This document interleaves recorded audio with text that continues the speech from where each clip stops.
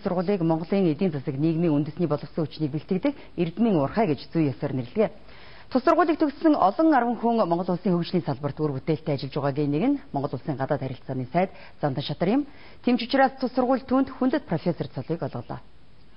Ирхүү хот дахь байгалийн эдийн засаг эрхцэн улсын их сургуулийн Эрдмийн зөвлөлийн шийдвэрээр Монгол улсын гадаад харилцааны сайд Зандан Шатарт тус сургуулийн хүндэт профессор цол олгосныг гарцуулах ёслол болсон юм а.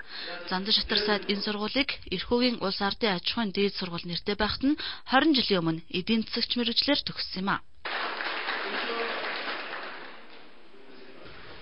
Одоо энэ сургууль диссертацаа бичиж энэ сургуулийн дипломын ажлаа бичиж олон хоног энэ зал маань одоо читаалны зал буюу уншлагын зал номын сан байсан газар. Энд одоо олон хоног сууж одоо ажлаа бичдэг байсан энэ газараа энэ өрөөнд энэ профессорын цолыг авч байгаадаа их баяртай байна. Ирхүү хотын байгалийн эдийн засаг эрхцэн улсын их сургууль Монголын мэргэжилтнүүдийг 1934 оноос бэлтгэж эхэлжээ. За өнөө хүртэл нийтдээ 4000 гаруй хүн энэ Эрдмийн уурхайгаас өндөр хэмжээний боловсрал мэдлэг өвлөн авч одоо ч улс орныхоо хөгжлийн салбарт үр бүтээлтэй ажиллаж байна. Тэдний 800 гаруй нь эдийн засагч мэргэжлэр төгссөн байдаг. Энэ сургуулийн ууган төгсөгч нь Монголын улс төр нийгмийн нэрт зүтгэлтэн Юмжаагийн Цэтэн бол тэрээр 1938 онд энэ сургуулийг төгссөн бол сайд нарын зөвлөлийн дарга Содном 1958 онд санхүү эдийн засгийн сайд гэсэн боломжомд 1975 онд энэ сургуулийг төгссөн байдаг юм а.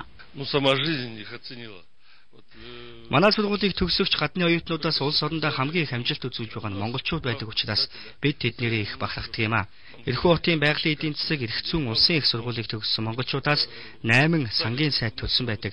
Харин гадаад харилцааны сайд бол анхных нь. Тэмч учраас бид Зандан Шатар сайдад хүндэт профессор цол олгож байгаадаа их баяртай байна.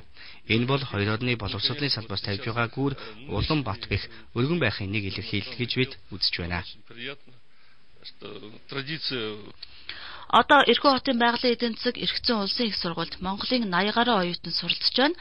Тэдний дийлэнх нь эдийн засгийн мэргэжлэр сурж байгаа. Гадаад харилцааны сайд Ирхүү хотод ажиллах үеэр тус хотын ихтэй сургуулиудад засгийн газар хоорондын тэтгэлгээр суралцах оюутны тоог нэмэхээр болсон юм. За энэ тухайд дэлгэрэнгүй сурвалжлагыг дараагийн мэдээллийн хөтөлбөрөөр хүргэнэ.